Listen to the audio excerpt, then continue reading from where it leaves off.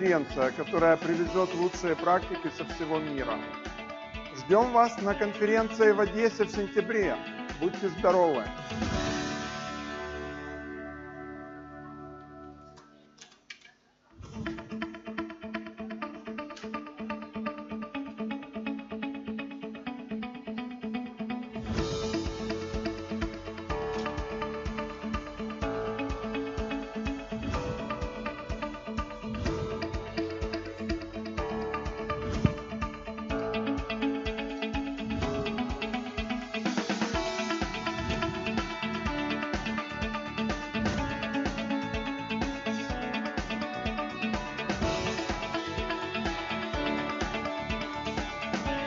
Welcome to Odessa to the conference in September.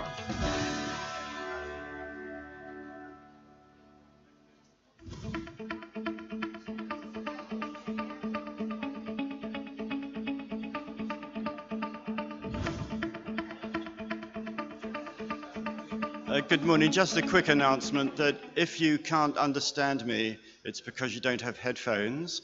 And Marina? Маленькое объявление. Если вы не можете понять Джерри, значит, у вас нет наушников. Пожалуйста, позаботьтесь о том, чтобы они у вас были. Yeah. So all the sessions will be in Russian and English, so you do need headsets.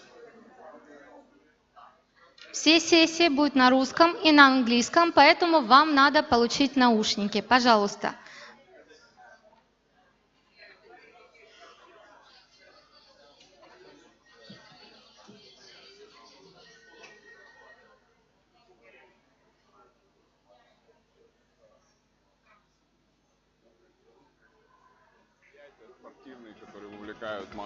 Это могут быть просветительские мероприятия о том, как... В городе, в большом городе, чтобы чувствовать себя здоровым и как правильно выстраивать свой образ жизни. Это могут быть какие-то просто открытые мероприятия, где люди могут прийти позадавать вопросы. Для меня это обозначает делать правильные вещи в жизни, которые наполняют меня. И есть, конечно же, вкусную и очень полезную еду. Мы, люди с инвалидностью, открыты, мы готовы для диалога, мы готовы принять участие в любых проектах для того, чтобы наш город стал для нас тоже открытым и доступным. Еще активнее развивать спортивную инфраструктуру, а именно увеличивать количество мест для занятий бегом, для занятий уличным стрит-воркаутом.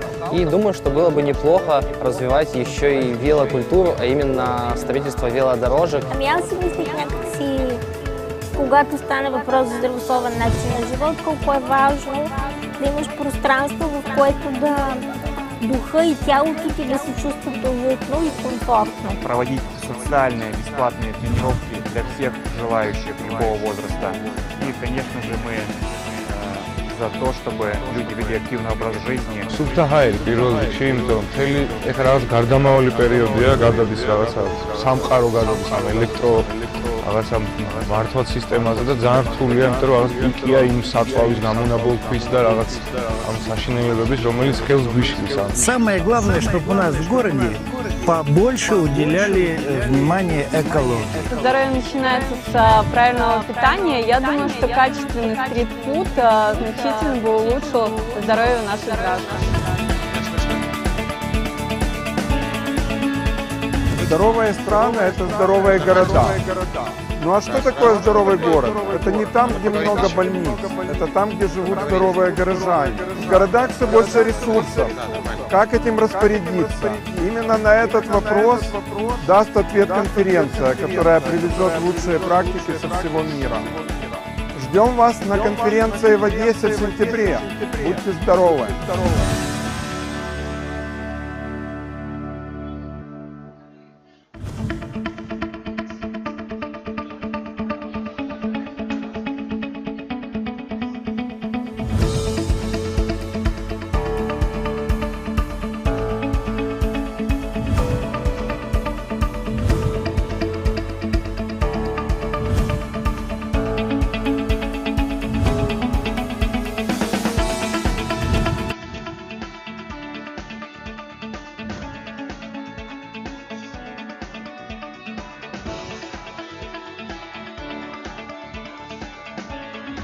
Welcome to Odessa to the conference in September.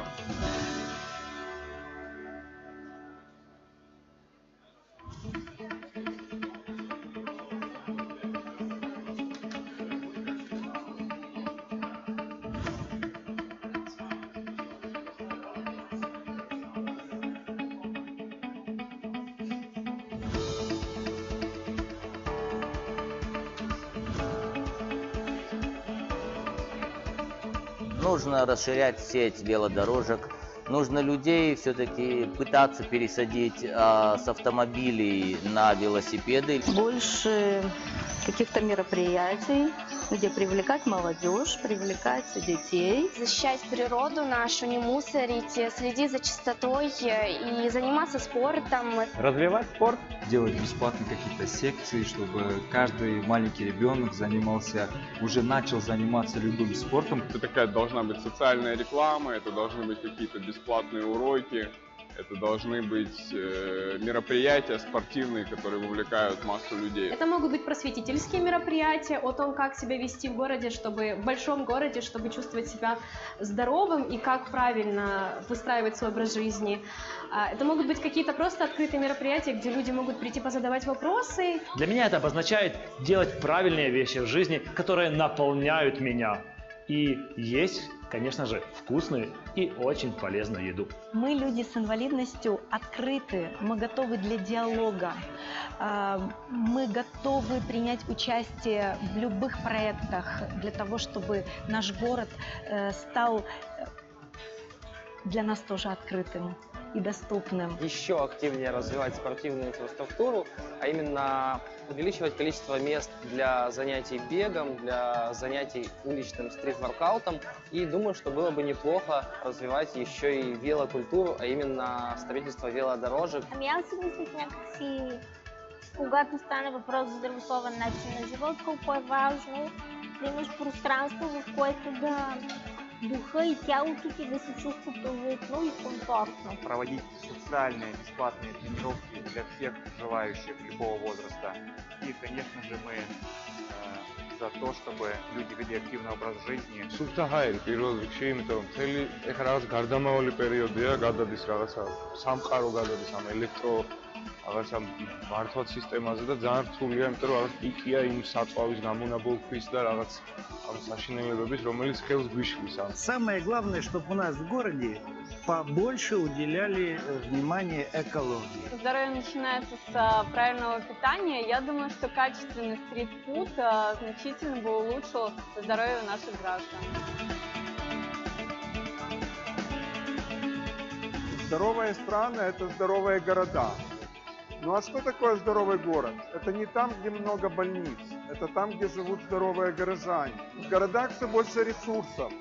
Как этим распорядиться? Именно на этот вопрос даст ответ конференция, которая привезет лучшие практики со всего мира. Ждем вас на конференции в Одессе в сентябре. Будьте здоровы!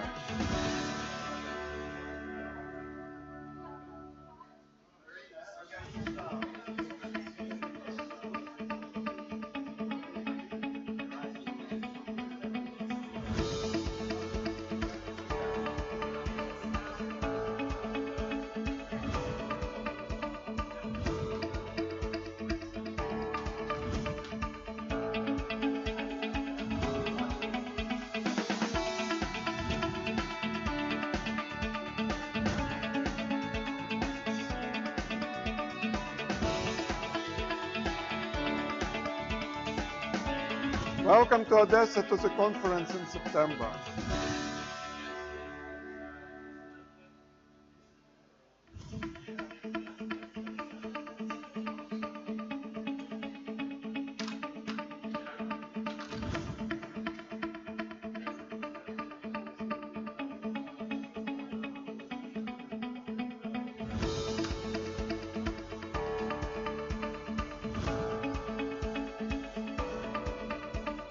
Нужно расширять сеть велодорожек, Нужно людей все-таки пытаться пересадить с автомобилей на велосипеды. Больше каких-то мероприятий, где привлекать молодежь, привлекать детей. Защищать природу нашу, не мусорить, следить за чистотой и заниматься спортом. Развивать спорт. Делать бесплатные какие-то секции, чтобы каждый маленький ребенок уже начал заниматься любым спортом. Это такая должна быть социальная реклама, это должны быть какие-то бесплатные уроки.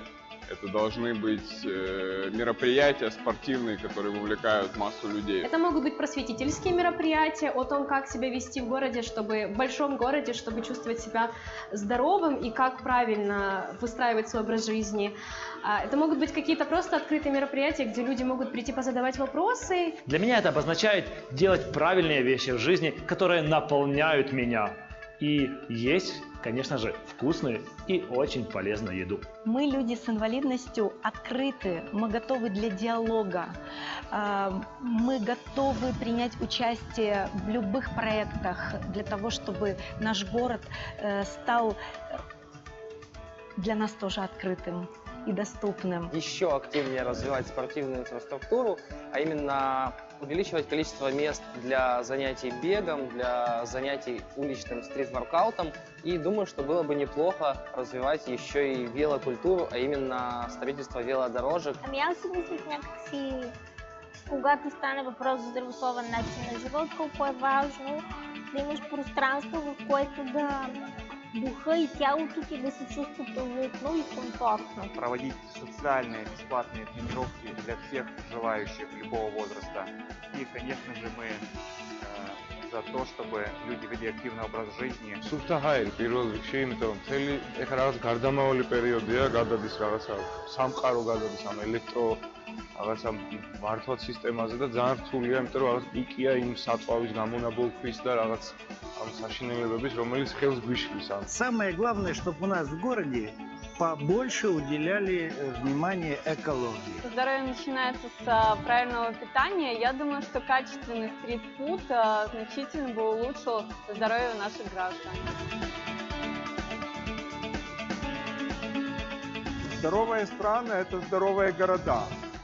Ну а что такое здоровый город? Это не там, где много больниц, это там, где живут здоровые горожане. В городах все больше ресурсов. Как этим распорядиться? Именно на этот вопрос даст ответ конференция, которая привезет лучшие практики со всего мира. Ждем вас на конференции в Одессе в сентябре. Будьте здоровы!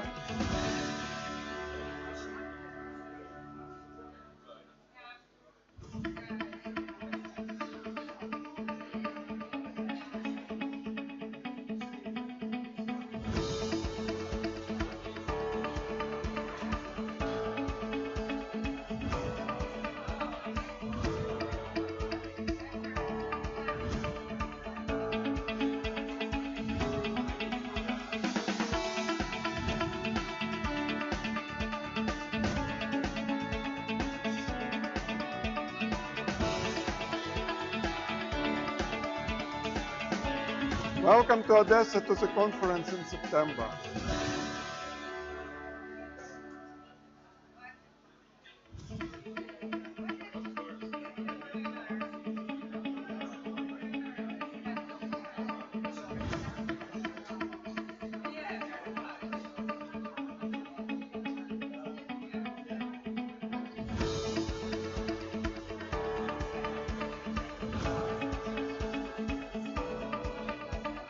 Нужно расширять сеть велодорожек, нужно людей все-таки пытаться пересадить с автомобилей на велосипеды. Больше каких-то мероприятий, где привлекать молодежь, привлекать детей. Защищать природу нашу, не мусорить, следить за чистотой и заниматься спортом. Развивать спорт. Делать бесплатные какие-то секции, чтобы каждый маленький ребенок занимался. Раз, два. Чек-чек. Уважаемые гости, потерялась сумка серая от ноутбука. Кто видел, просьба принести сюда к трибуне. Спасибо.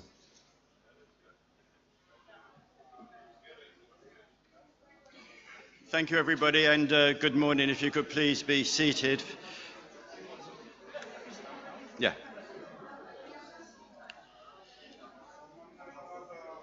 Thank you. We are about to start.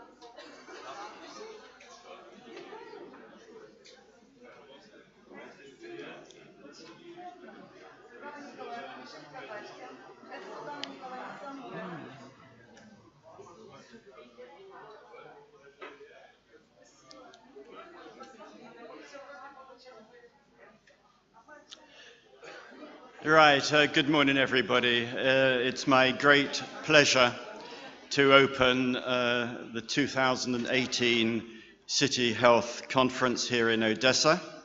I am Jerry Stimson and I'm chairing the session this morning.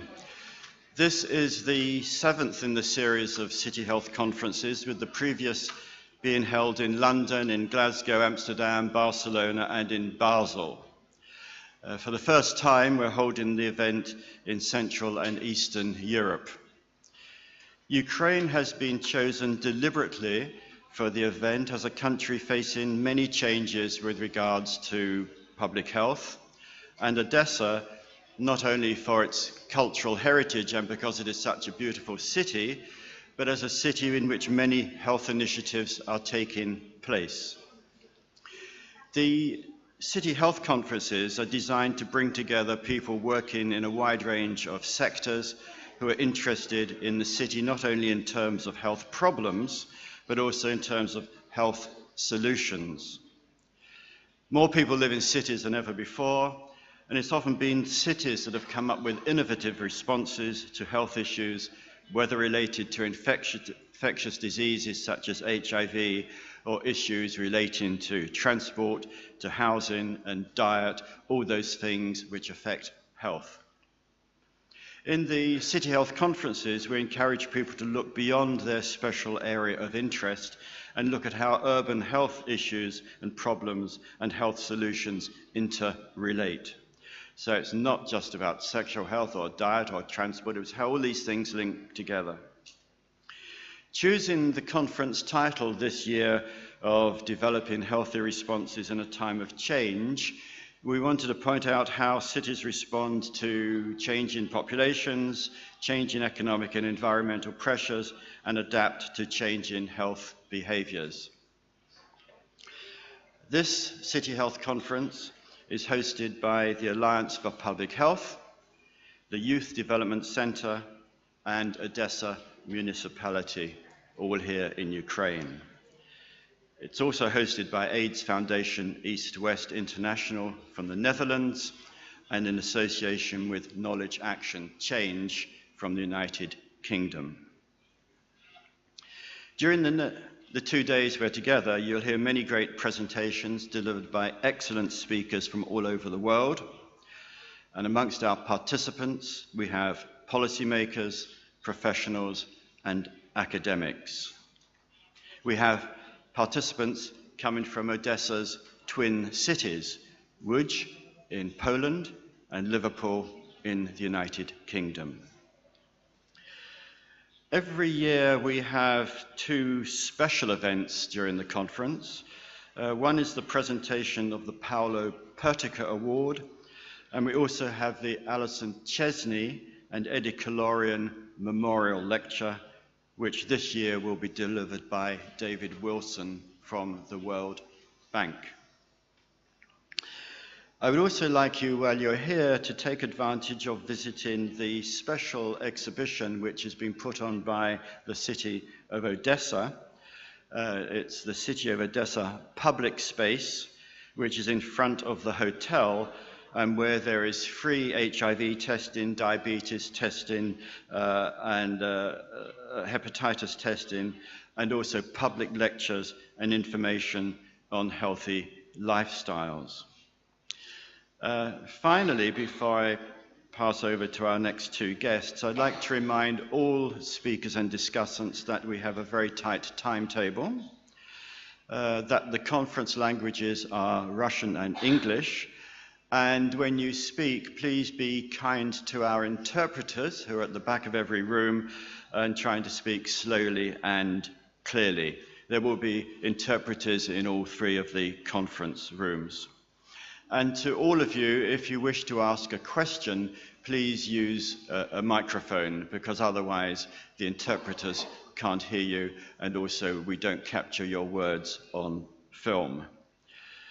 I'd now like to introduce our first honored guest this morning, Gennady Trukhanov, who is mayor or head of the city of Odessa. Many of you here who are well known here in Ukraine and wider, and he's taken time from his busy schedule to welcome us here this morning. So, Mr. Trukhanov, I welcome you to the stage. Thank you.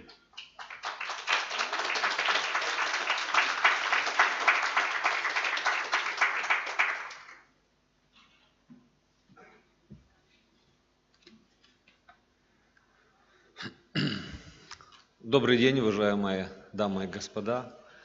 Я искренне рад приветствовать вас в нашем гостеприимном и солнечном городе. И надеюсь и уверен в том, что международная конференция, о которой мы говорили в Берне, о которой и мы надеялись, что она состоится, сегодня это явно событие для нашего города. Вы знаете, мы в Одессе прекрасно понимаем, что те проблемы, которые сегодня существуют, и те проблемы, которые будут сегодня подняты на конференции, существующие в мире, они не решаются в одиночку. И я рад, что по инициативе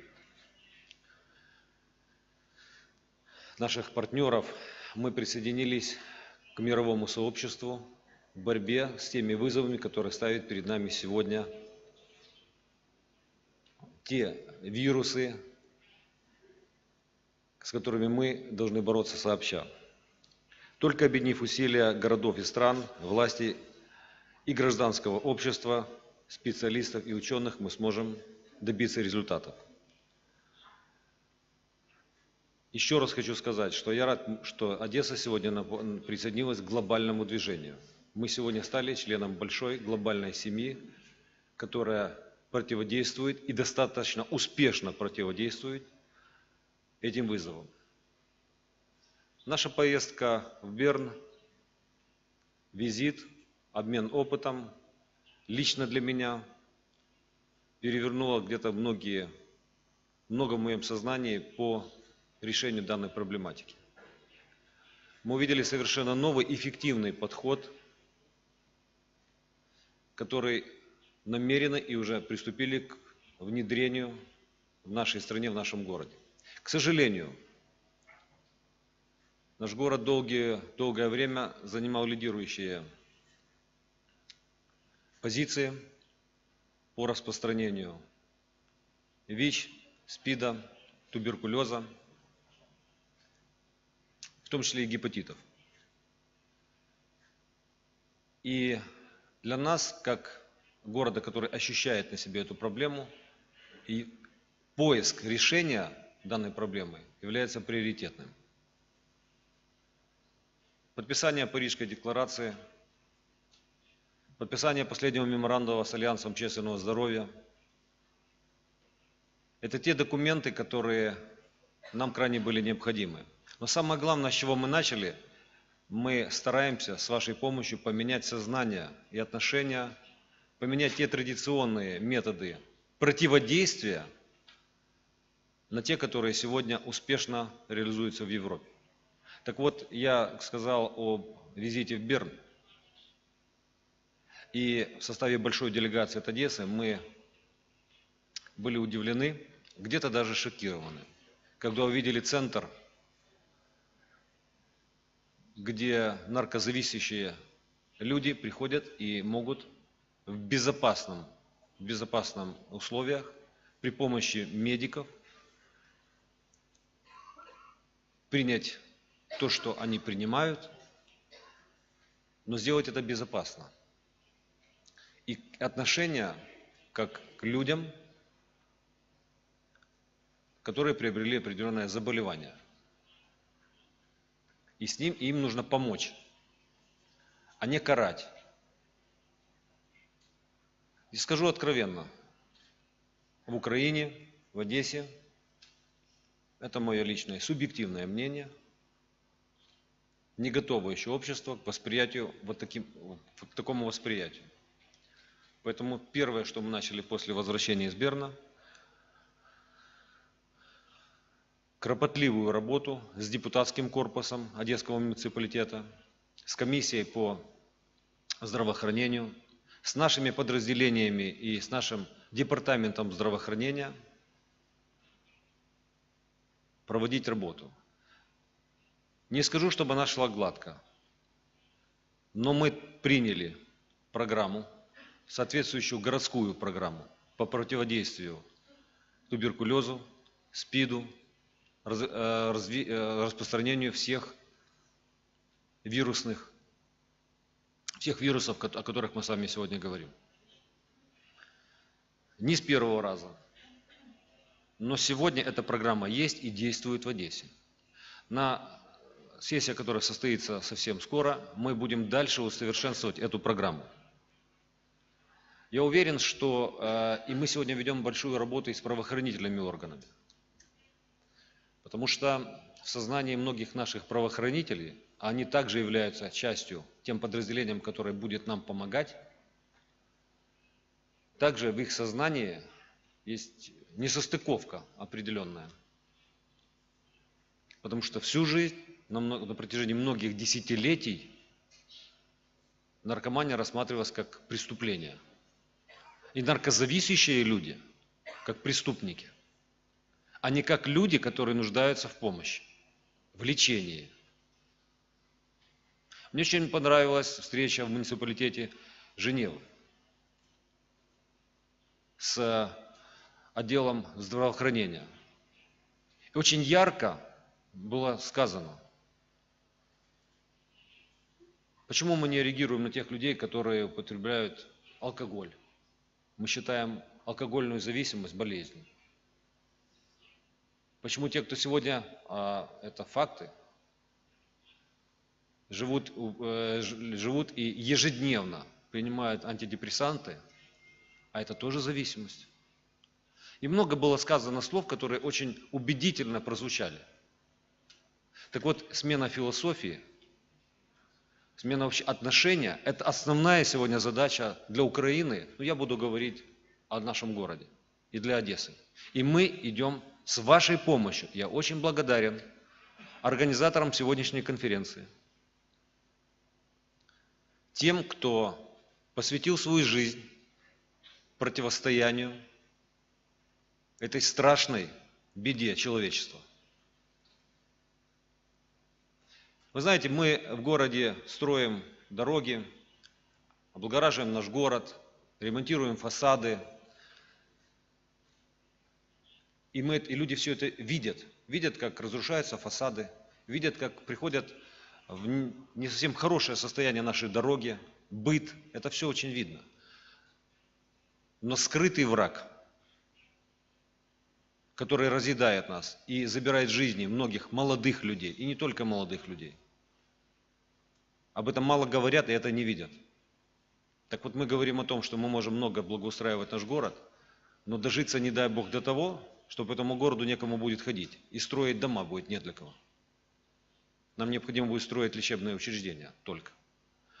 Поэтому это основной и главный приоритет нашей работы. И мы это демонстрируем, уважаемые коллеги, не только в данном направлении, не только с медицинской составляющей. В Одесса является городом, который демонстрирует образец отношения к здоровью подрастающего поколения. В нашем городе построено более 40 спортивных комплексов за последние 3 года. мы строим спортивные сооружения. И сегодня в Одессе стало модным, особенно модным, заниматься спортом. Вести здоровый образ жизни. Это основной приоритет работы городской власти. Построенные 49, а если быть точным, 49 спортивных комплексов, тысячи молодых людей, тысячи подростков, да людей любого возраста. И если у вас будет желание, настроение посмотреть, как же работают эти комплексы, вы увидите тысячи молодых людей, которые сегодня находятся на спортивных объектах. А это значит, они сделали свой выбор в жизни. Они за здоровый образ жизни. И они не пройдут мимо человека, употребляющего наркотики, алкоголь, да и курение в том числе, зависимость. Это также одно из направлений, главных направлений в работе городской власти. Еще раз хочу сказать, что сегодня для Одессы колоссальное, очень положительное событие. Я благодарен еще и буду говорить и благодарить вас за такое внимание к нашему городу. Одесса сегодня является центром проведения различных мероприятий. Совсем недавно, 2 сентября, Одесса отметила 224-ю годовщину, отметила свой день рождения. Мне было очень приятно, что тот интерес, который сегодня проявляют дипломатические миссии, аккредитованные в Одессе, а у нас на День города было более 30 чрезвычайных и полномочных послов стран, аккредитованных в Украине, где отметили позитивный настрой города. Сегодня я знаю, что здесь находятся представители более чем 30 стран. Спасибо огромное. Спасибо, уважаемые дамы и господа. Спасибо, уважаемые гости нашего города, за внимание к нашей стране, к нашему городу и к нашим проблемам. Как я уже сказал, я этим закончу, в одиночку никто из нас не справится. Я благодарен вам за проведение конференции, за то, что Одесса, одесские медработники, правоохранители услышат, они будут присутствовать на всех панелях, которые будут проводиться, услышат совершенно новый, эффективный подход в борьбе с этим злом. Спасибо огромное, в добрый путь, добро пожаловать в Одессу. Спасибо.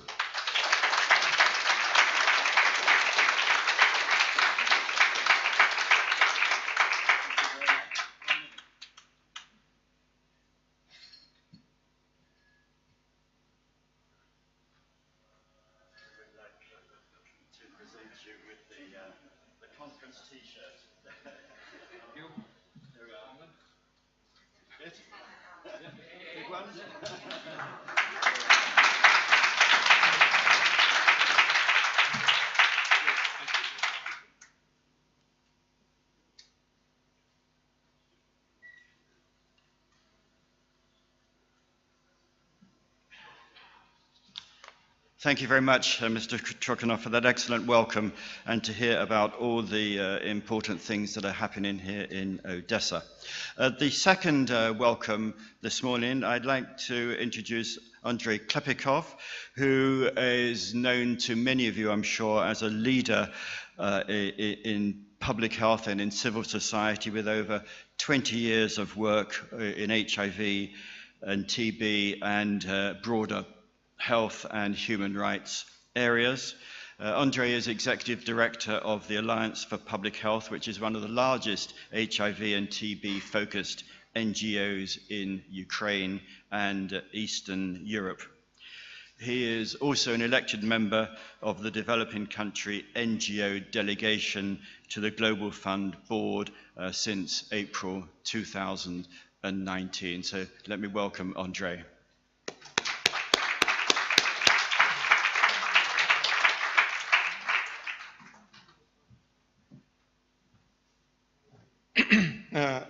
Дорогие коллеги, друзья, сегодня действительно уникальное событие.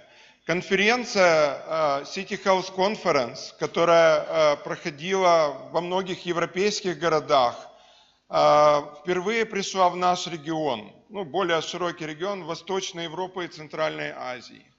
И это было непростое решение. Я хотел бы поблагодарить Джерри и организаторов конференции, которые у истоков стояли и проводят ее, за это решение, потому что, как и любое решение, это был конкурентный выбор.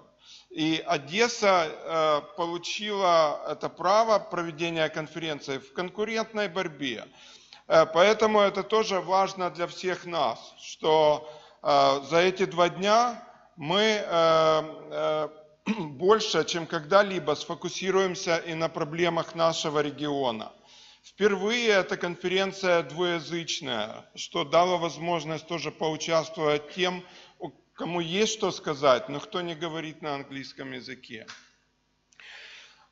Еще одна особенность, о ней уже говорили, что впервые эта конференция не только будет проходить в стенах, да, в закрытых помещениях, но и будет доступна для города, потому что, говоря о городе, мы не можем не контактировать с городскими жителями.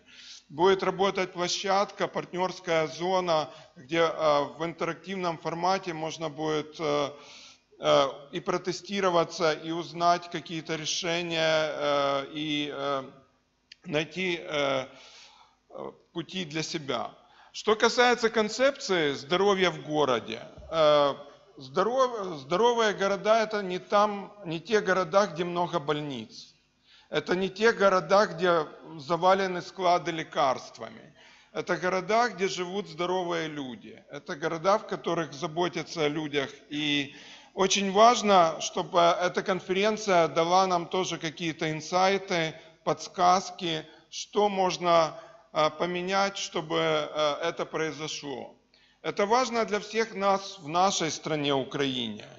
Страна меняется, но нельзя всю страну одновременно поменять. Поэтому именно города становятся вот этими проводниками изменений. Нельзя везде все поменять одновременно.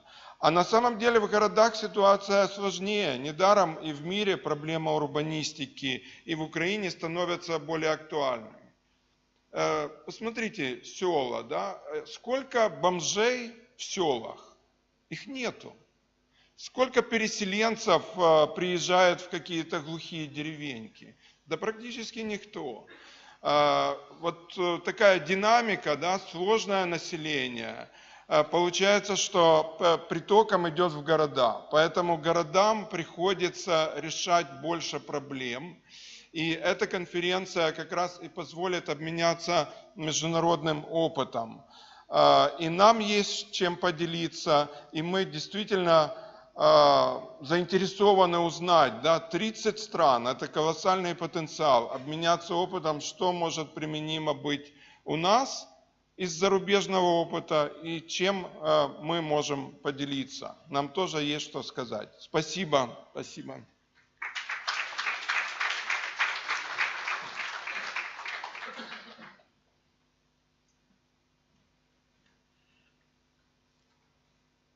Thank you very much, Andrei. And we'll have the opportunity to hear more of your thoughts later as well. Thank you. So now on to business. It's time for our keynote opening lecture and keynote opening panel session. And the first session is on developing health responses in a time of change, a regional perspective. And it will be opened by Michel Kazatchkine. I do not think Michel requires much introduction here, though through my deep appreciation, let me highlight some of his, just a few of his activities. He has dedicated over 30 years in fighting AIDS and promoting global health as a physician, researcher, advocate, policymaker, diplomat, administrator, drug law reformer, and so on and so forth. Between 2012 and 2017, he was the UN Secretary General's Special Envoy on HIV and AIDS in Eastern Europe and Central Asia. And since 2015, he is the Special Advisor to the Joint UN Programme on HIV/AIDS, UNAIDS, for Eastern Europe and Central Asia. What is also important to us with this event and to me personally is that Michel is a friend of the City Health Conference and has been a welcome presenter and speaker at many of them. So his topic today is recent developments on the HIV/AIDS epidemic, drug use and harm reduction in Eastern Europe and Central Asia. Let me welcome Michel to the platform.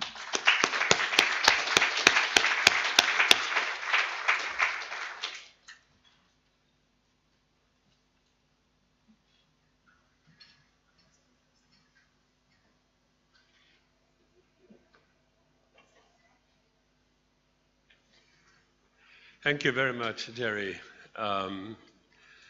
Dear colleagues and friends, it's a pleasure to be back in Ukraine, a pleasure to be back in Odessa. Thank you very much. Thank you to the organizing committee, Paddy, Jerry, Tanya, all those who worked to prepare for this conference, for your invitation. Most of you, all of you, will know that in contrast to what has been happening globally, that is a 35 to 40% decrease in the number of new HIV infections and a 35% decrease in AIDS-related deaths since 2005 or 2010, the region, and that is shown on the right part of the slide, is the only region of the world that has seen a steady, fast growth in the HIV epidemic. And so what I would like to do this morning is try and identify a few specific or relatively specific features of the epidemic in the region, and I hope that that will be helpful to frame our discussions in the next 2 days on the Fast Track City program in the region, on how to focus and manage programs in Eastern Europe and Central Asia, but more generally, how to think about public health in times of transition in Eastern Europe. The first two points I'd like to make, and I think these are key points to our discussion, are first that this is a late epidemic as compared to the rest of the world, and an epidemic that has developed and continues to expand in middle and high-income countries in the era of antiretroviral treatment and effective prevention strategies. I would almost like to say an epidemic that has developed and continues to expand despite it happening in middle and high-income countries and despite it happening in the era where the science tells us what it is we need to do and should do. The second is that this is a concentrated epidemic, as we call it in our technical language. That is, it's not a generalized epidemic of the type you may see in other parts of the world, such as sub-Saharan Africa. It is an epidemic that is mainly driven within subgroups of the populations, and historically this has started with people who inject drugs in the region, and a concentrated epidemic that confronts or that challenges also the cultural, societal, structural, and political challenges of what I'm calling here a still transitioning post-Soviet space. And I think we've heard some of this behind the words of the Mayor Trukhanov in his introductory remarks. Now, you've seen this first slide of a rapid growth of the epidemic. Here is a sort of photograph of where it is now. UN data 2016, we'll have 2017 data in a few weeks from now. 1.6 million people living with HIV, 190,000 new infections occurring in year 2016, which means an increase in the number of new infections in the region by 60% between 2010 and 2016, and an increase by almost 30% in AIDS-related deaths in that period. Now, the dynamics are not quite the same and have been changing in the last few years. I will be talking about problems, issues, and challenges. I also want to talk about progress. And what you see on this slide is that the elephant in the room, of course, is the Russian Federation, and that the number of new infections registered in the new Russian Federation is by far the largest in the region. It's actually 80 to 85% of new cases in the region. But what you will also see in the region is that in the Russian Federation, there's been a somewhere 30 or 35% increase in new infections between 2010 in blue and 2015 and 2017 in red and yellow, whereas in the other countries in the region, including in Ukraine, in the same period, there's been either a stabilization or a decrease in the number of new infections. In that same period, Ukraine has seen a 16% decrease in the number of registered new infections. This slide is to illustrate my point about the late epidemic. What you see in red is the increase in prevalence in the general population in the Russian Federation in between 1987, the first case identified, and 2016. And as you can see, this is a sharp exponential increase in prevalence, but the breaking point is really the mid and end 90s. And if you think that one is diagnosed with HIV somewhere 5 years, let's say, after infection, this means clearly that the epidemic has started in the region in the times of societal disarray, in a time where health systems were actually experiencing huge challenges in the region, that is in the 90s, in the 5 to 10 years that have followed the fall of the Soviet Union, at times where the entire region has also witnessed a huge epidemic of injecting drug use. This slide shows you the dynamics of the distribution of new diagnosed cases in the region by age, and another signal to me that we're dealing with an epidemic that indeed started somewhere in the 90s and early 2000s is the fact that most of the cases are in the age group of 30 to 39 or above, and this is a trend that is more and more visible. As you can see, in 2017 there was a huge peak of new cases in that age group throughout the region. The other observation is that, of course, any country is not a homogeneous country when it comes to HIV epidemics. I will not go into the detail of what's happening here in the various oblasts of the Russian Federation, but what you can clearly figure from this figure just by the colors is that, let's say, in the Irkutsk region, number 18, or in the Ekaterinburg region, the issue is much more acute than it would be in other parts of the Federation. And this, to me, points out to the need that each oblast and each municipality in a particular oblast have a heavy responsibility in where and how much they place HIV and TB in their overall way of looking at public health in their respective regions and cities. Now, I said it's a concentrated epidemic, and a concentrated epidemic is about particular key populations or subgroups of the populations. And I'd like to use here this particular definition of a key population. These are individuals and communities who have disproportionate burdens of HIV or TB risk and disease and lack access to essential HIV services.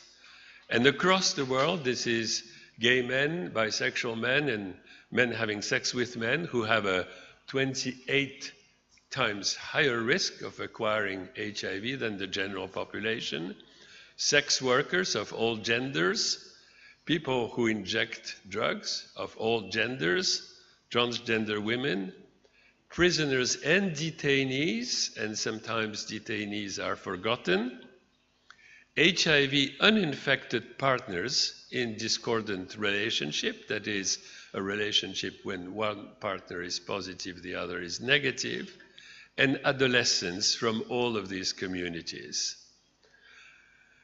Just to illustrate these points, these are data from St. Petersburg, and you can see the sort of figures, the very high prevalence figures, 48% HIV among people who inject drugs in St. Petersburg, 23% among MSM, 2.5% among sex workers. In Ekaterinburg, on the top line, 57% among people who inject drugs, 16.5% among MSM, 14% among sex workers. And throughout the region, one of the reasons why the epidemic continues to grow and develop in those communities is that not only is the society stigmatizing and discriminating against these people, but the legislative and the policy and the policing background is hugely unhelpful and opposing. Sex work is criminalized across the region, including here in Ukraine. Everyone has heard about the sex orientation laws and propaganda in the Russian Federation and many countries across the region. Same-sex relationship is criminalized still in a few countries. Drug possession for personal use is still criminalized in many countries in the region. And in countries where it is not criminalized, the threshold of drugs that would delineate between what one would call personal use and trade, sale, or trafficking is so low that actually the difference between decriminalization on paper and criminalization is extremely small. HIV transmission is still criminalized in all countries of the regions, and there still are a significant number of countries with restrictions on entry, stay, and residence of people living with HIV. There are countries with policies limiting the provision of harm reduction, and as you know, in the Russian Federation, Uzbekistan, and Turkmenistan, methadone, or what I would call agonist therapy, is illegal, and there are in many countries policies limiting the provision of HIV services for migrants, particularly undocumented migrants, and I'm very pleased that there will be sessions in this conference on this. We in Western Europe and even globally, I would say, often think of migration as what we see currently happening between the Middle East, Sub-Saharan Africa, and Western Europe, but we forget that this region, Eastern Europe and Central Asia, is one of the largest labor migration corridors in the world, with millions of people transiting from, let's say, Central Asia, Ukraine, Moldova, into the Russian Federation and other host countries. So as a result, the access to, let's say, harm reduction remains very small overall in the country. As you can see, in Central Asia, Central Asia and Eastern Europe as compared to other countries. Extremely small access to opioid substitution therapy. I would like us to call it agonist maintenance therapy because this is treatment, this is not substitution. And access on the upper slide to needle syringes distributed is extremely low throughout the region.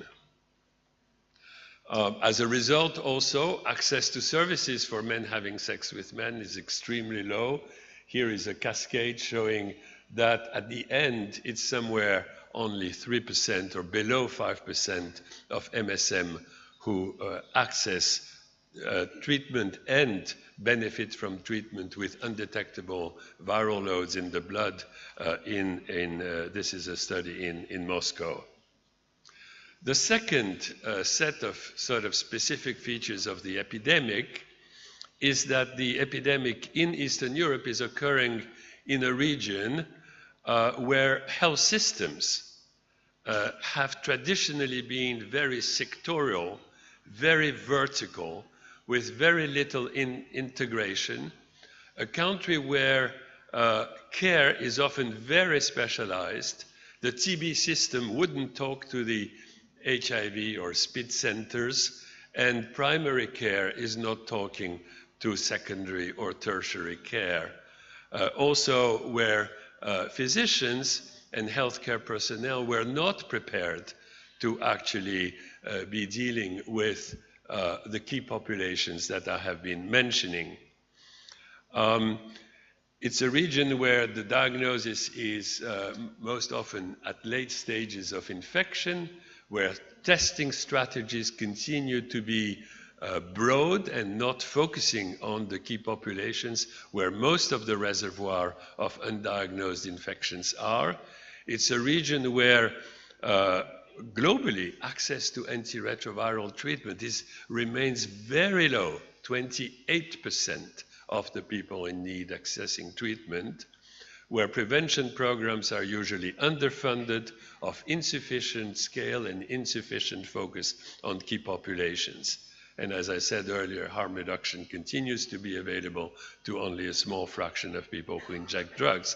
And it's a country with a particularly high burden of tuberculosis and drug-resistant tuberculosis. Let me illustrate that briefly. This is a slide from the Russian Federation showing that basically 60% of the new infections diagnosed in 2016 were among people with less than 500 CD4 cells. That means with already an advanced stage of infection.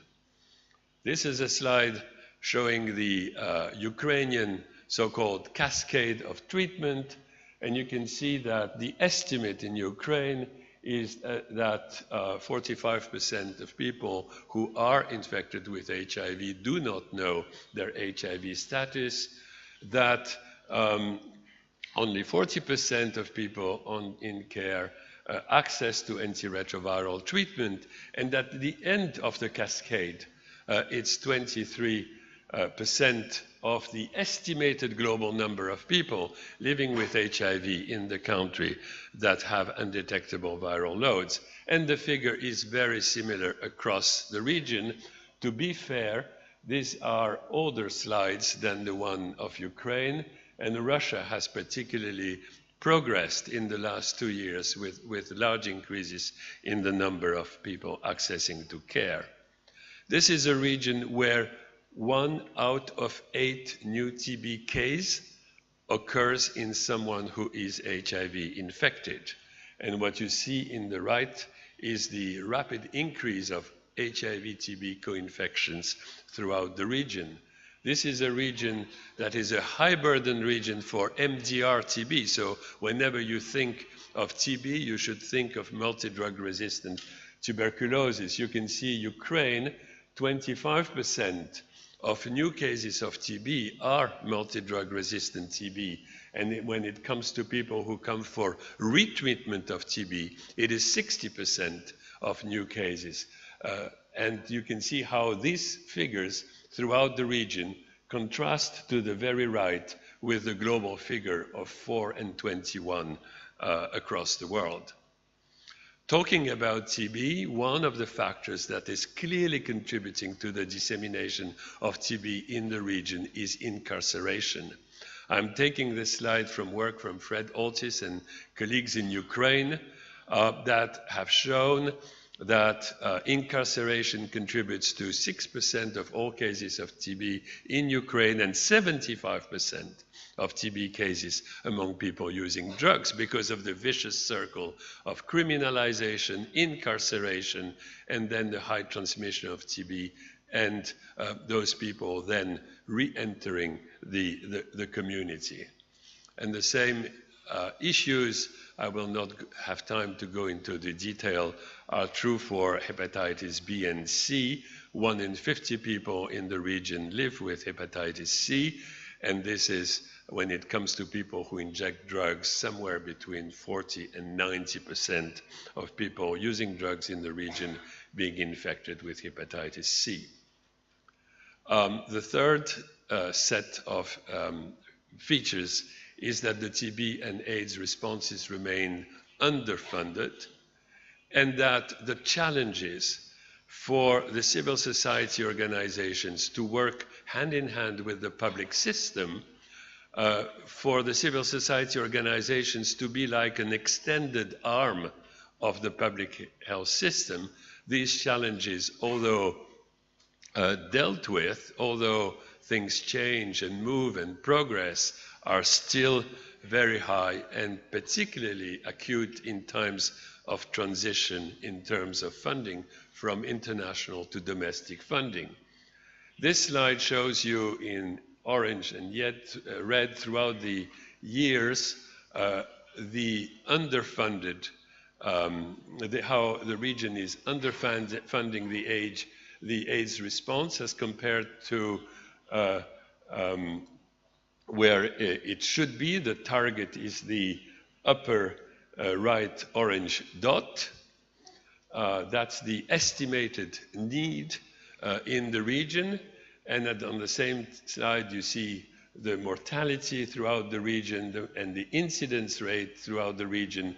And in the lower right part of the slide, where we would wish to see incidence and mortality be by 2020. And that's different from other regions of the world. I'm showing here Latin America and Asia and the Pacific to show regions with countries of similar mean economic status as countries of this region. Sorry. The countries in the region are particularly facing what we call the middle income challenge, that is the transition from donor, international donor, to domestic funding. This is still slow. It is far from bringing self-sustaining domestic budgets. There are risks of disruptions. This is largely due to the fact that the global fund is leaving the regions. And at the same time, medicines, for example, remain at very high prices in the region as compared with other parts of the world. And governments have what I call here limited willingness to pay for programs aimed at key populations and vulnerable groups. There is a remarkable non-governmental sector in the region, and many of my heroes of the civil society in the region are here in the room. However, most of these powerful civil society and community-based organizations in the regions have been dependent on international funding, and they face acute issues as now the global fund is leaving the region. And in some countries, there are now restrictions, for example, the foreign agent law or foreign grant registration processes to funding from international sources in the Russian Federation, in some of the Central Asian countries. And in most countries in the region, the basic contractual mechanism, the processes, the legal processes, so that the non-government sector could contractually engage with the public sector is still a matter of being worked out and is a very slow process to take place. And my last points are that if I look at it, I think the epidemic in the region is, because it is an epidemic, a late epidemic, happening in high and middle income countries, happening and developing at times when we know what actually we should do, is we should look at it as an epidemic of missed opportunities, and we should really think about regaining those opportunities. I am pleased to say that there is progress across the region, but we do need to take that progress further. Examples of progress: PrEP now becoming available in Georgia, Moldova through the public sector, Ukraine through the Public Health Alliance. Belarus, Kazakhstan, Moldova, Ukraine have scaled up harm reduction programs, now with domestic, or at least partly domestic resources, although I understand in Ukraine that's not an easy process. There's been investments, specific investments by local authorities. And here I take the example of the city of St. Petersburg that has really put in serious money and funding NGOs to do prevention work. And in many countries in the region, including Ukraine, Kazakhstan, Moldova, some countries in the Balkans, there's been agreements, let's say, between the country and the United Nations system to procure drugs at much less high prices. Kazakhstan, for example, on the same budget, is now capable of buying twice as many drugs as before. One of the successes and examples of progress, I think, to me in Ukraine is the significant decrease in the number of new cases among people injecting drugs throughout the years, here 2005, 2017, and that despite a very low number, actually, if you think of it, of people on opioid substitute therapy as compared to the number of people estimated to be injected drugs and the number of people actually reached by the Alliances program, which means that meeting people, talking people, condom distribution, information is key also in our harm reduction strategies. This is showing how in blue the number of new infections are decreasing in St. Petersburg, and that figure crosses the global increase, or the increase at federal level, if Russian Federation is taken as a whole. And this is a slide taken from a mathematical model of what could actually happen if these programs were scaled up. As you can see here, if 90% people were on antiretroviral treatment and 90% people at risk would be reached by prevention activities by 2020, this would mean a decrease by 500,000 in 2020 in the number of new infections. If, let's say, in orange, 50% of people living with HIV access to antiretroviral treatment, and currently it's 30%. So it's not impossible. There would be 125,000 new infections averted in the region. So to end, let me just say two things that seem to me particularly important to the region. One is the people. I have tremendous respect and tremendous faith in what the people of this region can achieve.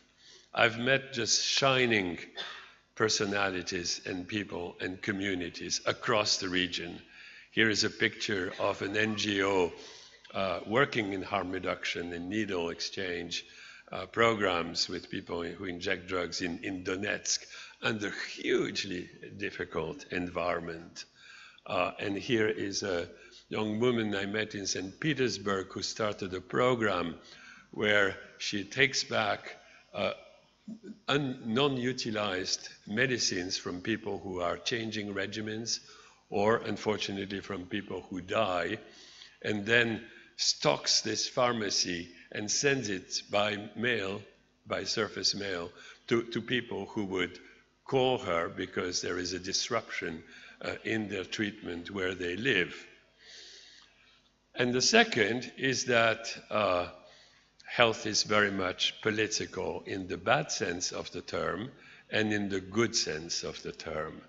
In the bad sense of the term, it is that those drug policies that I've mentioned that are based on prohibition law enforcement, that are based on the concept of prohibition, and then the concept of law enforcing prohibition hamper access to health programs.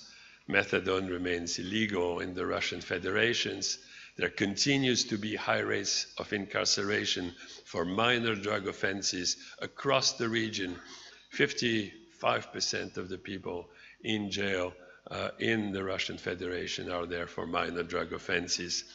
There is still a very low proportion of national HIV budgets devoted to prevention and to vulnerable groups, and this is a political decision.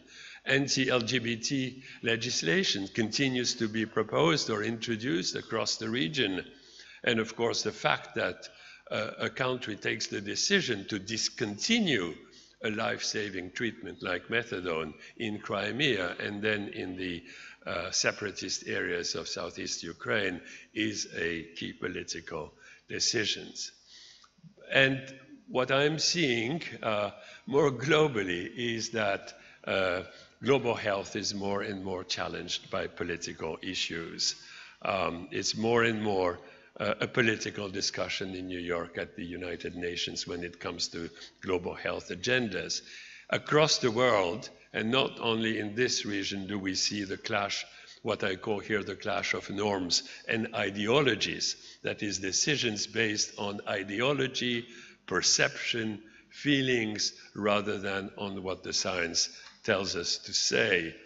And that, of course, is not helped by the rise of nationalism in the face of somehow more and more interdependent world, and at the time when multilateralism is actually losing ground. And in the new global of change in global health that we will be discussing across the days in this conference with urbanizations, new patterns of in-country rather than in-between countries inequities, new economic powers, new multipolar geopolitics, health and health becoming more and more a commercial issue rather than a public health issue, and at times when there's more and more individualism as a paradox, when we're more and more interconnected. So at the end, it's all about choices. And I think that's really the function of politics. And I would like to end to this. Health is a political choice at all levels of governance, municipal, regional, country, and global. Thank you for your attention.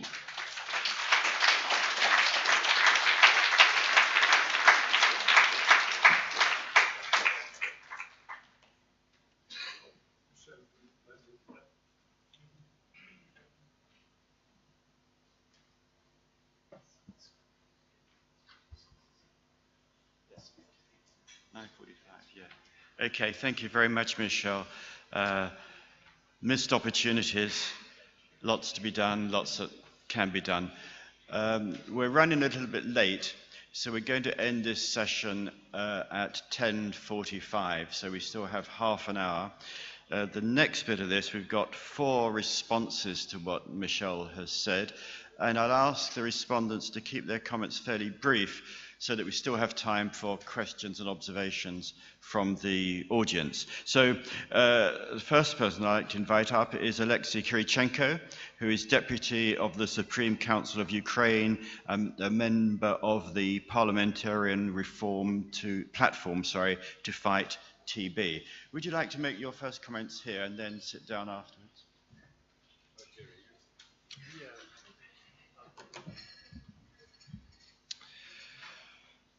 Большое спасибо, что дали слово. Я очень благодарю организаторов, это очень важная конференция. Мишель в своем выступлении поднял очень много важных для нас проблем. Я, как член парламента Украины, попытаюсь сфокусировать свое видение на то, что сказал Мишель. Да? То есть мы должны четко осознавать, что у нас, про СПИД было сказано очень много, и мы понимаем, что он у нас имеет определенную специфику.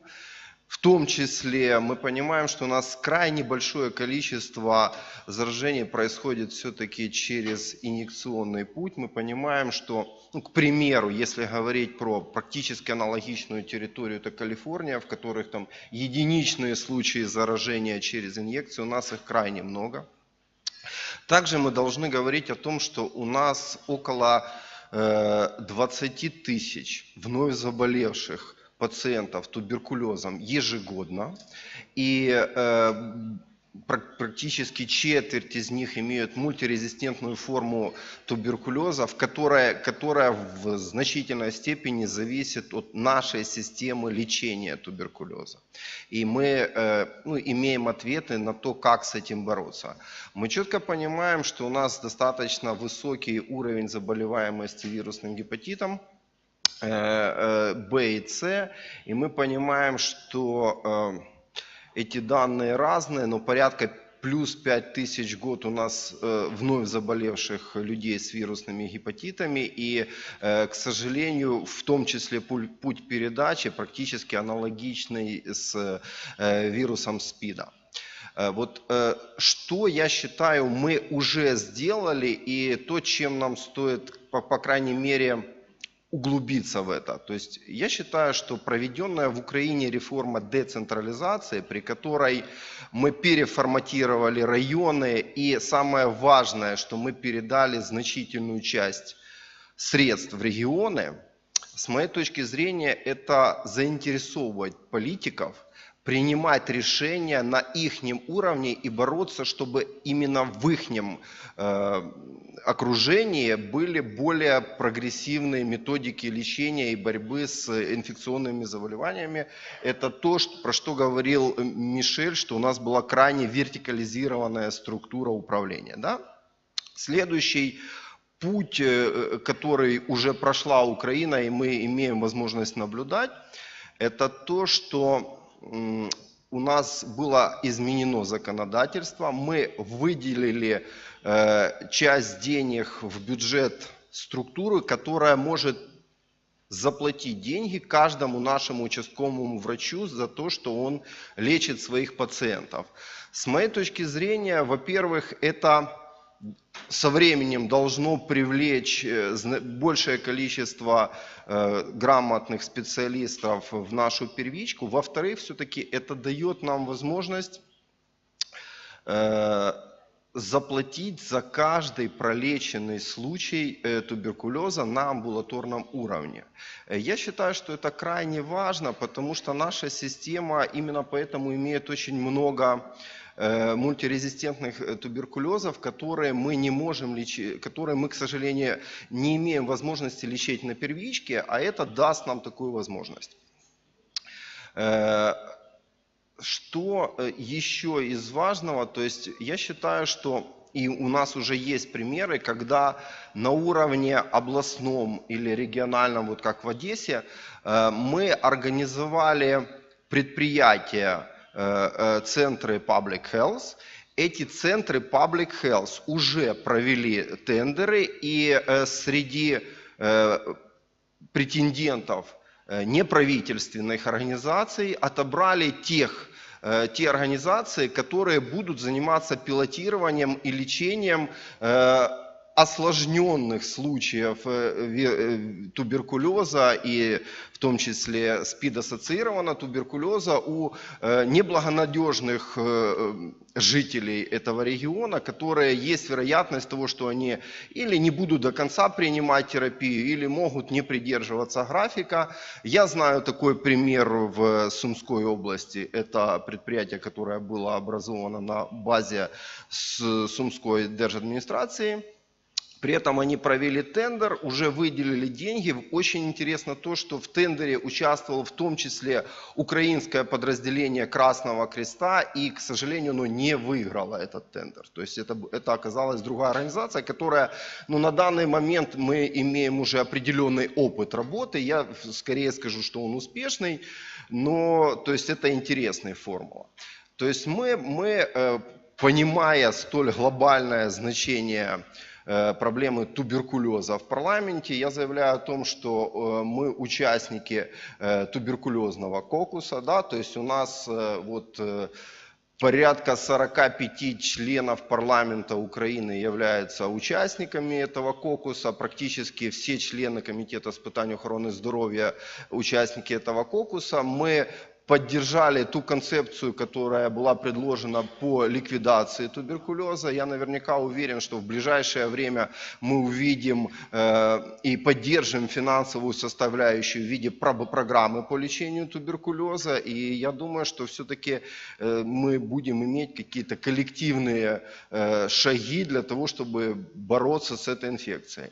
К сожалению, вот из того, что я могу наблюдать, у нас очень есть недопонимание вообще роли public health вообще как таковой. Да? То есть мы все понимаем, что мы являемся наследниками советской системы здравоохранения, которая в том числе имела свою санстанцию, да? То есть это была милитаризированная структура, которая жила сама в себе и в 2014 году была ликвидирована как притча во языцах о том, что это есть коррупция. Я надеюсь, что вот те шаги, которые сейчас предпринимаются, все-таки донесут до нашего населения ту мысль о том, что все-таки public health – это какие-то социально значимые шаги, которые идут к оздоровлению всего общества. Это не только те вирусные или бактериальные вызовы,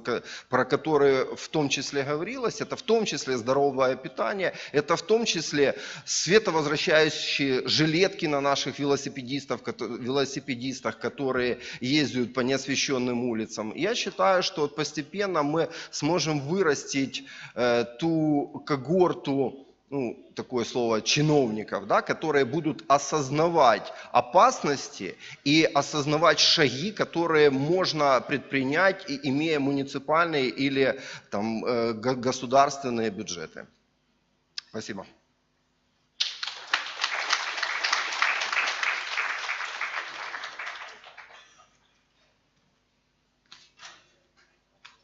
Thank you very much. And now I'd like to welcome Tom van Bentham, who is Policy Advisor on Public Health in the Public Health Service in Amsterdam. And in effect, Amsterdam is one of the reasons for a conference on city health, because it was one of the clear early leaders as a city to respond to HIV/AIDS back in 1986-87. So it shows what can be done at a city level. Tom, your comments, please.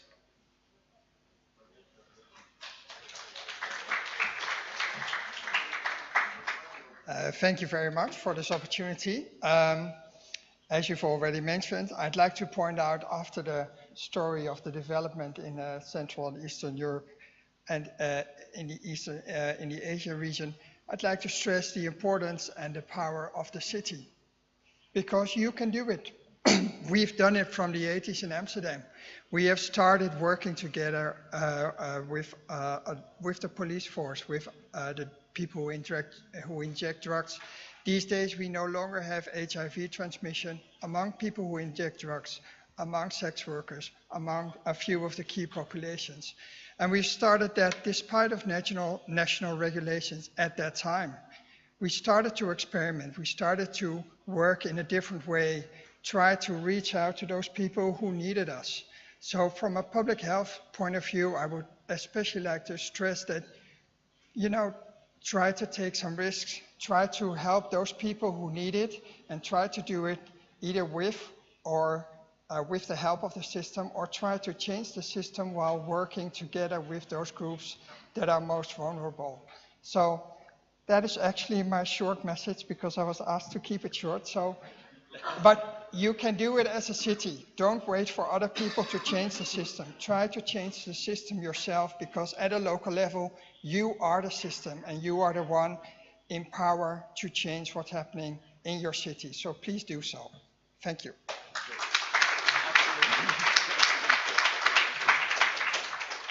Right, and next it's Andrei Klепиков who's going to say a few words. As brief as that, I should think.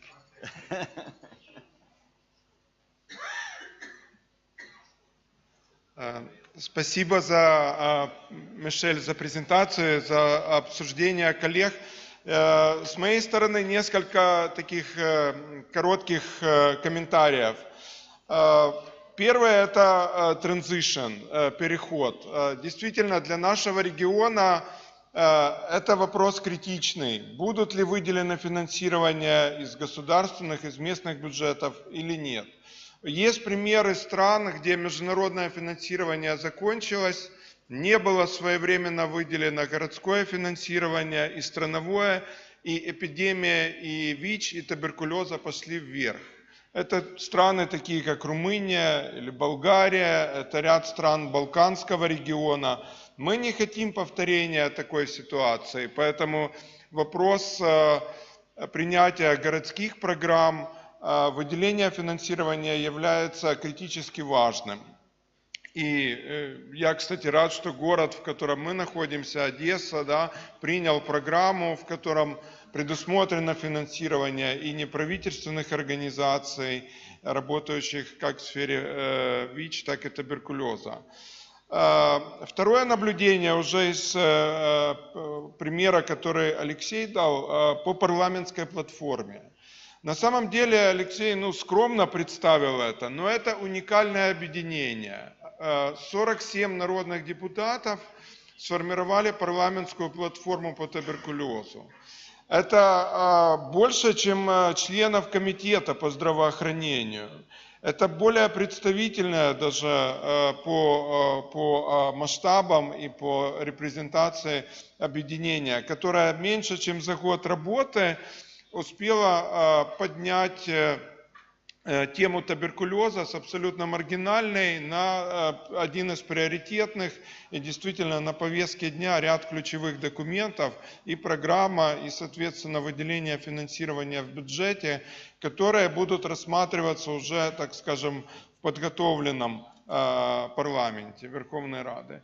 И последний комментарий с моей стороны. Мы на этой панели фокусируемся на сферах, в которой и наша организация работает, Альянс. Это ВИЧ, туберкулез, вирусные гепатиты.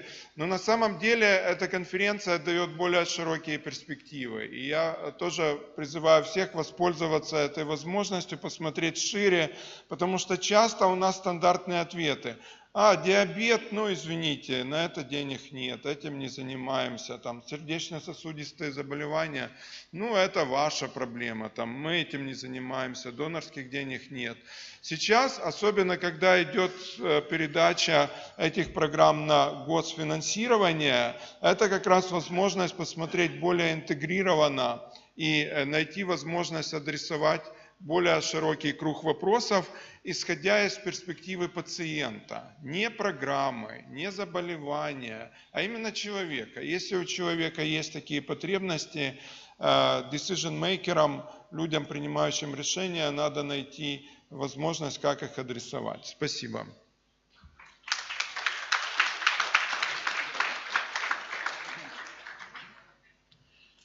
Thank you very much. And then our final comments come from David McIntosh, who is Head of Community Safety for the City of London and over 2 decades has been directing the London Drug and Alcohol Policy Forum and is an advisor on substance use and health inequalities across the whole of London. Dave, thank you very much.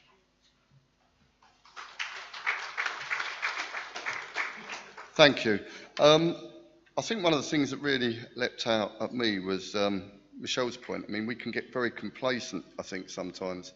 I think there's a degree of complacency, particularly in England at the moment, around issues around drug policy. And I think Michel really reminded us that there's a very human cost when you get policy wrong. People do end up dying. I think sometimes our politicians tend to think, well, does it matter? We could do that. I think it's very important to remind them that actually, you know, it's ill health and death that is how you measure bad policy. I think there's a particular opportunity that was highlighted to think about populations rather than particular individual problems and diseases. There's opportunities also to do things much better. You know, we missed opportunities. I think in London we've been quite slow to respond to opportunities around potentially eliminating hepatitis C. We were quite slow in responding to an increase in TB. We also have problems with TB within our prisons. And although we've started to fight back against that, it was quite slow. We waited until the problems were very evident. And it's still often things that are sort of put together, we patch them together rather than having a good system approach. I work in a city. I'm very interested in the idea that cities respond to the problems they face. But I think a lot of us here have a role in helping cities understand what those problems are, both in engaging politicians and helping them understand what they can do to address those, but also working with the broader population. I think we can do a lot around giving a narrative around why it matters that we engage and do things with groups who are often marginalised. And it can be done. I think, you know, if you actually talk to people, it's not unusual to find individual citizens who have experience or know people who've had experience of drug problems. You can build on that. And the other thing, I think legal barriers. I mean, we in the UK, we've been very fortunate in some ways that the police were one of the driving forces behind the improvements in our drug policy. But there's still a lot more that can be done. In other areas, it's very clear that the law can get in the way of actually being effective. And I think that's the part goes back to my narrative point.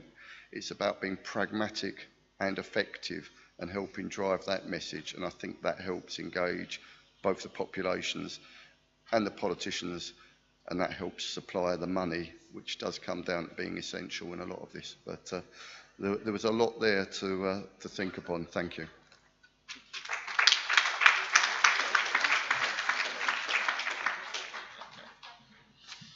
Thank you very much for all those comments on what Michel said. Now we actually have good 10, 12, nearly 15 minutes for comments, questions from the audience. Please wave your hand to attract my attention, and we have volunteers in the audience with microphones. So please use a microphone when you ask your question. So who would like to start?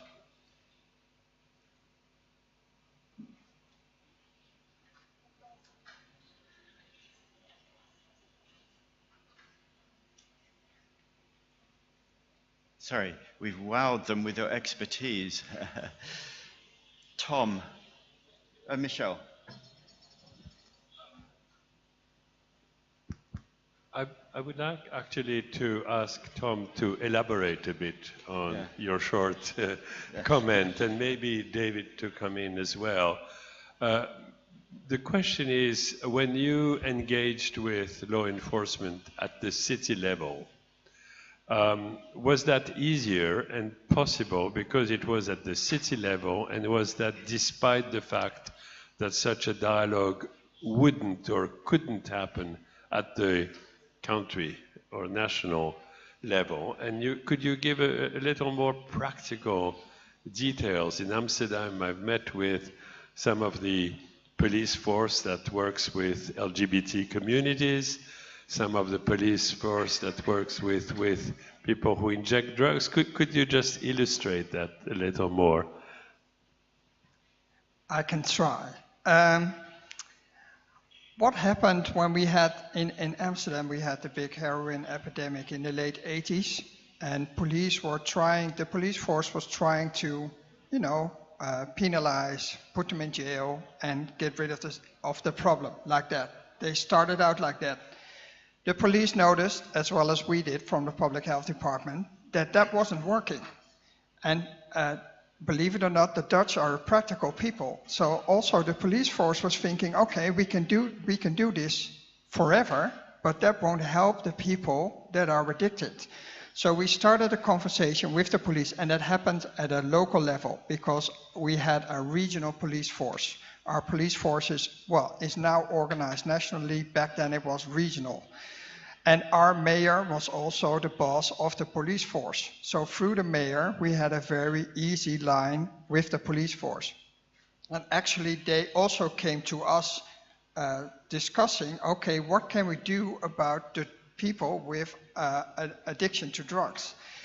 We at the same time noticed all the health issues that we have with them and realized that these are, well, from our narrative, we told them these are people in need. They are addicted. They're not a criminal because they want to be a criminal. They are a criminal because they are addicted and they see no other way to get out of the problem.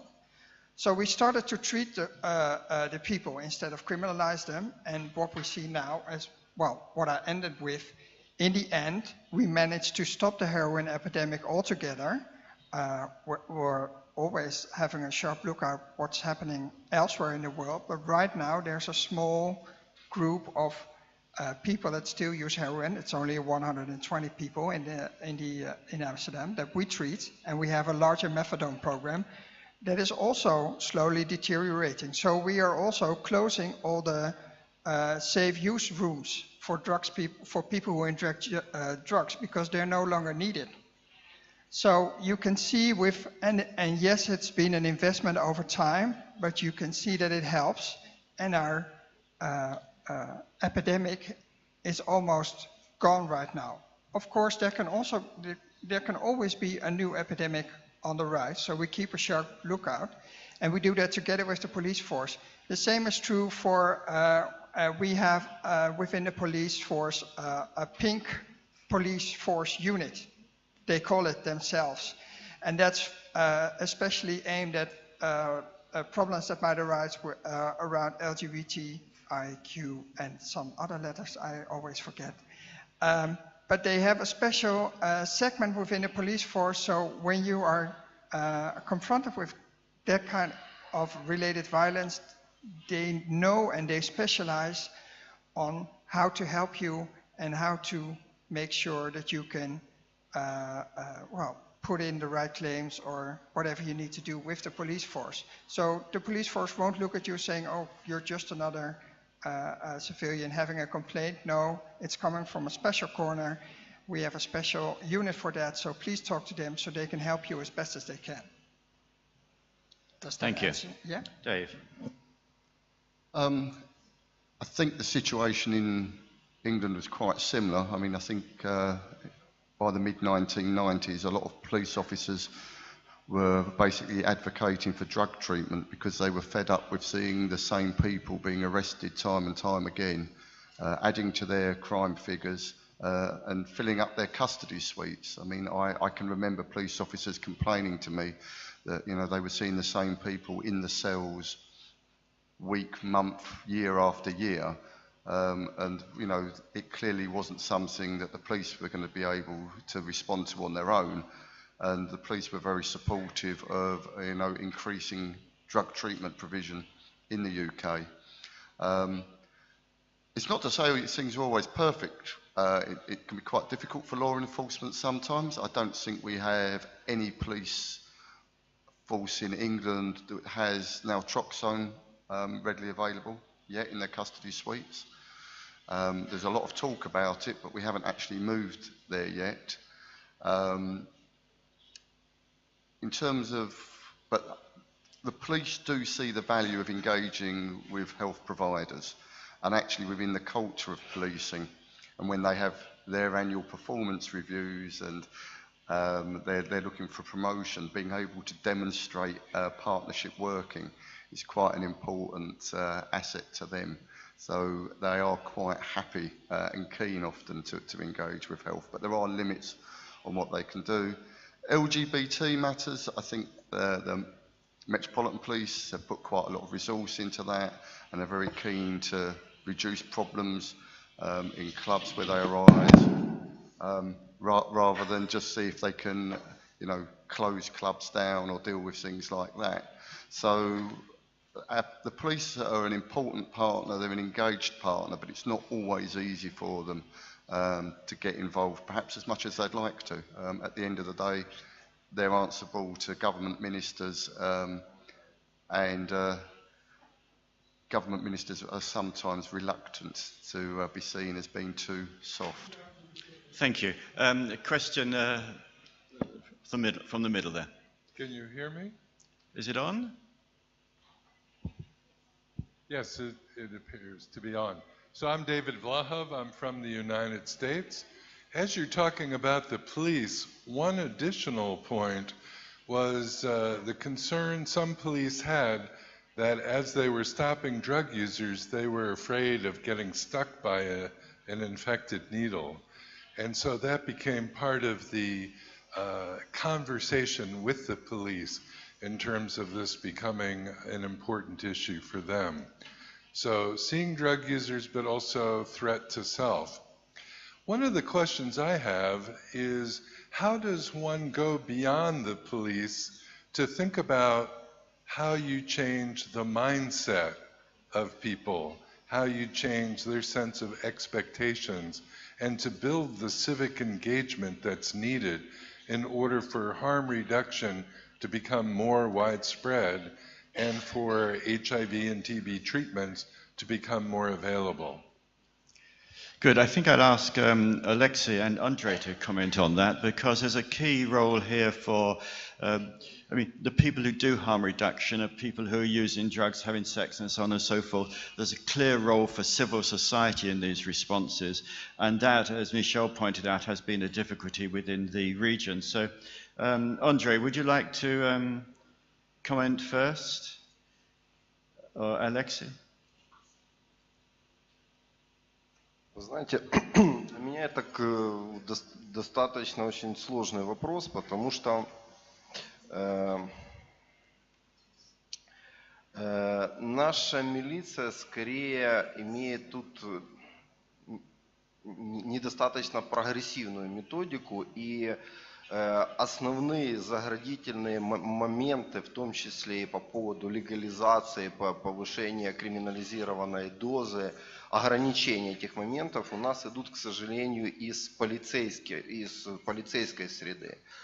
Поэтому я думаю, что это тот диалог, который мы уже начали, и нам нужно его максимально максимально продолжать, потому что самый большой противник более-менее демократичных изменений — это у нас, к сожалению, полицейский участок. Со своей стороны я могу добавить тоже, когда мы начинали работу по harm reduction, программах снижения вреда для потребителей инъекционных наркотиков, мы пришли к полиции для того, чтобы адресовать их потребности. Говорим, давайте мы расскажем, как если там при задержании, какие у вас риски, чтобы там не инфицироваться.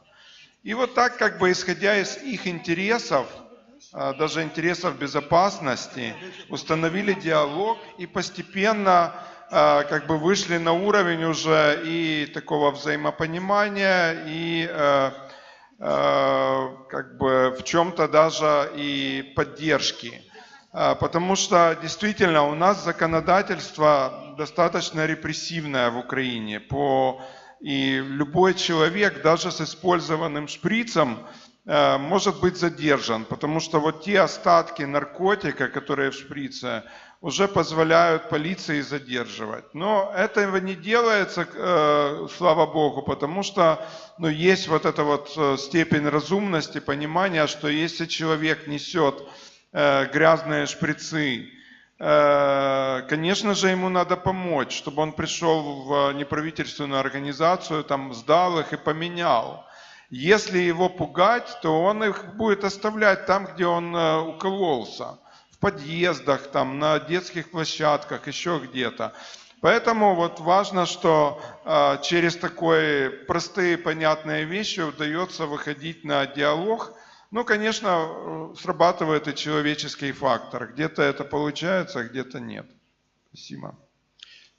Good, thank you very much. I only have time for one more question. There's a gentleman standing just next to you there, yes, with a hand up. And if you could keep your question fairly short, and I'll ask the panel to keep their responses short. Очень быстренько. Я, во-первых, хочу поблагодарить нашу мэрию города на предмет того, что сегодня мы обсуждаем очень важный вопрос о состоянии здоровья города. Но я считаю, и не только я считаю, но и другие коллеги, которые прекрасно понимают, что СПИД и инфекционные заболевания – это не единственные проблемы здоровья нашего города. Рядом с такими проблемами, как СПИД, инфекционные заболевания, у нас имеется эпидемия других заболеваний, смертность которых достигает значительно высших пределов, чем СПИД и другие инфекционные заболевания. Поэтому я хотел бы задать первый вопрос представителям организации этой конференции. Это очень прекрасно, что такая конференция проводится у нас. И обратить внимание на другие заболевания, способствующие здоровью города. А вопрос заключается первый в том. Пожалуйста, ответьте мне, пожалуйста, кто ответит.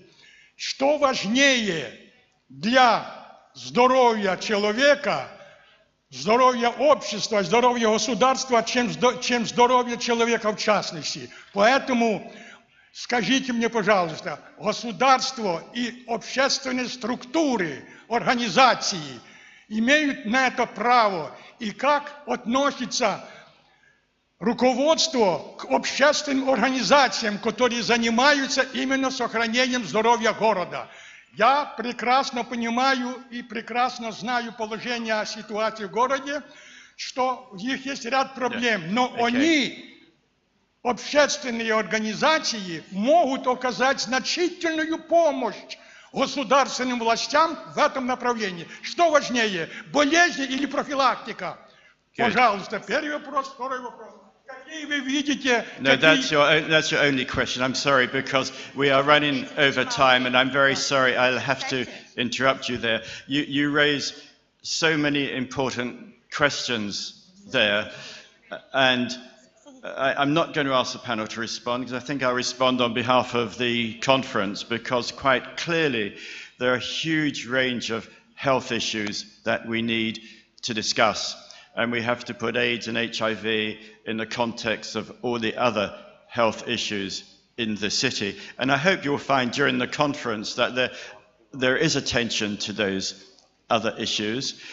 And a second point you make, and I think this is going to run right through the conference and our discussions, is the important role of civil society action in trying to bring about healthier populations in healthier cities. So I'd like you to think about your questions and perhaps come back towards the end of the conference to see whether some of the answers to your questions have been satisfied by the other parts of the program. So with that, I must call this session to an end because we are running over time. The coffee break will now continue till 11:15. And then the next sessions will start at 11:15 and run through to 12:45. So we're running 15 minutes late, but the conference volunteers will remind you when the sessions are going to start. So I need to thank all of our panel, Michelle, all the commenters for getting us off to such a great start this morning. Thank you very much.